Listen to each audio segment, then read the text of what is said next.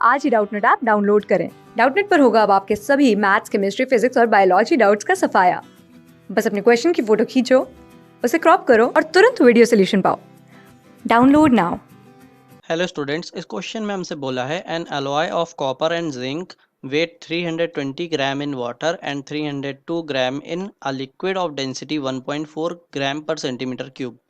If the density of copper is 8.9 gram per centimeter cube and that of zinc is 7.4 gram per centimeter cube, find the measure of the masses of copper and zinc in the alloy.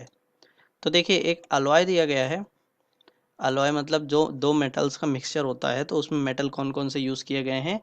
एक copper use किया गया है और दूसरा zinc use किया गया है. अब इस अलॉय को पहले वाटर में रखते हैं और फिर एक लिक्विड में रखते हैं. तो मान लेते हैं हम लोग जनरलाइज कॉन्सेप्ट में देखते हैं. लिक्विड के लिए देख लेते हैं पहले. तो मान लो किसी लिक्विड में हमने इस अलॉय को यहाँ पर रख दिया. तो ये अलॉय हमने रख दिया. अब ये अलॉय जो होगा नीचे चला जाएगा, क्योंकि इन दोनों की डेंसिटी देखोगे तो बहुत ही ज़्यादा है लिक्विड या फिर वाटर के कंपेयर में. और यहाँ पर क्या रखा हुआ है, एक वेट रखा हुआ है. मीजरिंग वेट मतलब वेट को मेज़र करने के लिए यहाँ पर बैलेंस रखा हुआ है. तो आप इस पे हम लोग फ्री बॉडी डायग्राम बनाते हैं पहले इस अलॉय का, कि इस पे कौन कौन से फोर्सेस एक्ट करेंगे. सबसे पहले इसका वेट लगेगा जो कि नीचे की ओर होगा. तो वेट को हम लोग अगर इसकी डेंसिटी को, एवरेज डेंसिटी इसकी हम लोग रो मान लें, तो डेंसिटी इंटू वॉल्यूम, और इसका वॉल्यूम अगर हम लोग वी मान लें, तो डेंसिटी इंटू वॉल्यूम क्या होता है, मास इंटू ग्रेविटी कर देंगे तो हमको वेट मिल जाएगा इसका. अब ये जो बैलेंस होगा, ये जो बैलेंस जिस पे हम लोग वेट मेज़र कर रहे हैं, ये इसके ऊपर एक नॉर्मल रिएक्शन लगाएगा एन. ठीक, उसको लिख लेंगे. और वॉट, क्योंकि ये एक लिक्विड में है, बाहर क्या है सराउंडिंग में इसके लिक्विड है, तो लिक्विड की वजह से इसके ऊपर एक बायोंड फोर्स लगेगा ऊपर की ओर. तो बायोंड फोर्स की क्या वैल्यू होगी, जितना इसने लिक्विड डिस्प्लेस करा होगा, तो डेंसिटी ऑफ लिक्विड इनटू जितना वॉल्यूम डिस्प्लेस करा, तो वॉल्यूम तो इसने वी ही डिस्प्लेस करा हुआ है, इनटू ग्रेविटी. अब जो ये बैलेंस मेज़र कर रहा है, ये एन की वैल्यू मेज़र कर रहा है. तो फोर्स बैलेंस करेंगे तो N plus rho L V G equal to क्या मिलेगा हमें, रो वी जी. सो एन बराबर क्या मिल जाएगा, रो माइनस रो एल, ब्रैकेट में कॉमन ले लिया, इनटू वी जी. अब आइए फर्स्ट केस देखते हैं. जब इसको वाटर में मेज़र किया तो नॉर्मल रिएक्शन कितना मिला, 320 ग्राम.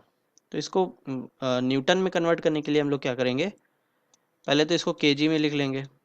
0.32 यानी कि 1000 से डिवाइड कर दिया, और into acceleration due to gravity से मल्टीप्लाई करा देंगे, तो ये हमारा नॉर्मल रिएक्शन मिल जाएगा.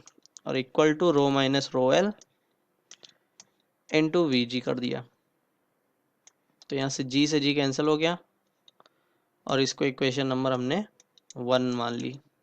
सो क्योंकि यहाँ पर 320 ग्राम वाटर में मेज़र किया गया है, तो डेंसिटी ऑफ लिक्विड की जगह यहाँ पर लिखेंगे हम लोग डेंसिटी ऑफ वाटर. तो यहाँ पर हमने वाटर लिख दिया.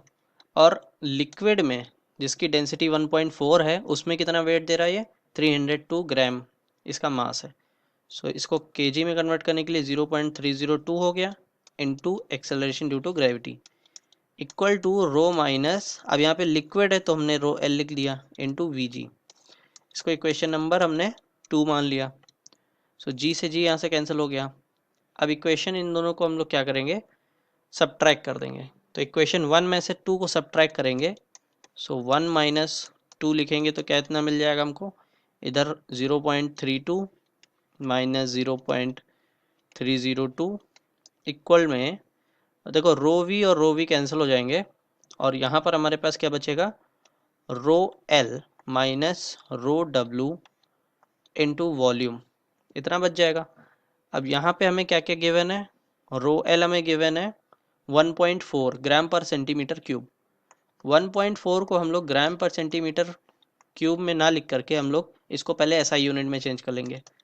सो इसको 1000 से मल्टीप्लाई करा देंगे तो ये हो जाएगा 1400, और यूनिट हो जाएगी केजी पर मीटर क्यूब, क्योंकि हमने राइट साइड में भी केजी लिया हुआ है, यहाँ पे भी केजी लिया हुआ है. तो ये वैल्यू कितनी आ जाएगी, 0.018 आएगी. और इक्वल में हमारे पास इसको हमने लिखा है 1400 केजी पर मीटर क्यूब, और डेंसिटी ऑफ वाटर केजी पर मीटर क्यूब में होती है 1000 इनटू वॉल्यूम। तो यहाँ से वॉल्यूम हमें मिल जाएगा अलॉय का 4.5 इंटू 10⁻⁻5 मीटर क्यूब। अब इसको सेंटीमीटर क्यूब में कन्वर्ट करने के लिए 10⁻6 से और मल्टीप्लाई करा देंगे तो वॉल्यूम मिल जाएगा हमें 45 सेंटीमीटर क्यूब।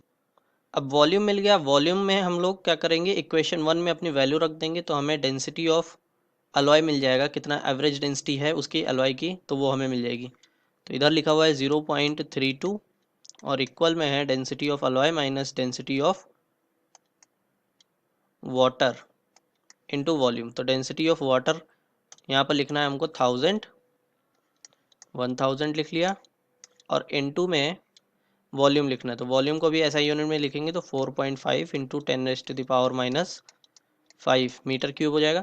सो हमें यहाँ पे डेंसिटी जो अलॉय की मिलेगी, एवरेज डेंसिटी जो मिलेगी वो मिल जाएगी 8111.11 और इसकी यूनिट होगी केजी पर मीटर क्यूब। सो ये एवरेज डेंसिटी मिल गई हमें अलॉय की।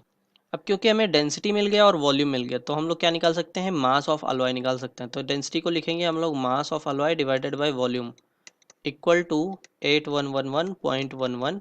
सो यहाँ पे हम लोग वॉल्यूम कौन सा रखेंगे, ये मीटर क्यूब वाला रखेंगे क्योंकि यहाँ पर जो यूनिट है उसके हिसाब से चलना है। So mass is equal to 8111.11 into 4.5 into 10⁻⁹। तो आंसर किस में आना चाहिए, केजी में आएगा। 10⁻⁹ नहीं है, ये 10⁻⁵ है। तो आंसर किस में आएगा, केजी में आएगा। तो मास इज इक्वल टू हो जाएगा हमारा 0.365 केजी। अब इसको हम लोग चेंज करेंगे ग्राम में तो ये हो जाएगा 365 ग्राम। अब यहाँ तक हमने निकाल लिया है तो हमें ये भी पता होना चाहिए कि इसमें दोनों का मासेस अगर हम लोग ऐड कर दें तो इसके मास के बराबर होगा और दोनों का वॉल्यूम अगर ऐड कर दें तो टोटल वॉल्यूम के बराबर होगा। तो अब यहाँ से हम लोग क्या लिखेंगे, जो हमने वॉल्यूम निकाला हुआ है इसको इक्वेशन नंबर मान लो 3 है। इक्वेशन नंबर 3 में जो वॉल्यूम हमने निकाला है तो उससे हम लोग लिख सकते हैं volume of copper plus volume of zinc equal to कितना होना चाहिए, 45 सेंटीमीटर क्यूब होना चाहिए।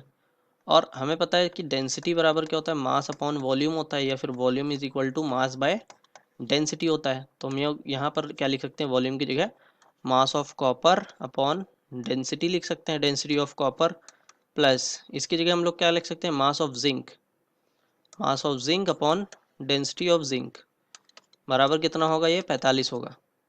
और हमें टोटल मास गिवन है, टोटल मास हमने 365 ग्राम निकाल लिया यहाँ पर। सो यहाँ पे ये कितना हो गया 365 ग्राम। तो मास ऑफ जिंक की जगह हम लोग क्या लिख सकते हैं, m minus mass of zinc की जगह हम लोग क्या लिख सकते हैं 365 ग्राम माइनस मास ऑफ कॉपर, क्योंकि इन दोनों का एडिशन क्या था, m के बराबर था। और डिवाइड में क्या है, density of zinc plus mass of copper divided by density of copper equal to 45। तो यहाँ से हमको डेंसिटी ऑफ कॉपर दे रखा है तो यहाँ से हम लोग मास ऑफ कॉपर फाइंड करेंगे। तो डेंसिटी ऑफ कॉपर 8.9। अब जो यहाँ पर जो यूनिट हम लोग ले रहे हैं वो CGS यूनिट ले रहे हैं, ग्राम सेंटीमीटर वाली यूनिट ले रहे हैं, क्योंकि इधर भी वॉल्यूम सेंटीमीटर क्यूब में है, इधर भी हम लोग डेंसिटी जो लेंगे ग्राम पर सेंटीमीटर क्यूब में लेंगे। और ये जो आपको 365 मास दिख रहा है ये भी ग्राम में है, तो इधर यूनिट का आपको ध्यान रखना है। इधर हो गया 365 minus mass of copper divided by density of zinc कितना लेना है 7.4 हमें दिया हुआ है इक्वल टू 45। एलसीएम लेके सॉल्व करेंगे तो मास ऑफ कॉपर हमें मिल जाएगा, मास ऑफ कॉपर बराबर 189.7। ये किस में आएगा, ग्राम में आएगा। मास ऑफ जिंक निकालने के लिए टोटल मास कितना है 365 है, माइनस कर देंगे मास of copper 189.7 gram. So answer आएगा इसका 175.3 ग्राम। सो हमें ये दोनों फाइंड करने थे। Thank you. क्लास 6 से 12 से लेके नीट, IIT, JEE मेंस और एडवांस के लेवल तक 10 मिलियन से ज़्यादा स्टूडेंट्स का भरोसा। आज ही डाउनलोड करें डाउटनेट ऐप या व्हाट्सएप कीजिए अपने डाउट्स 8400 400 400 पर।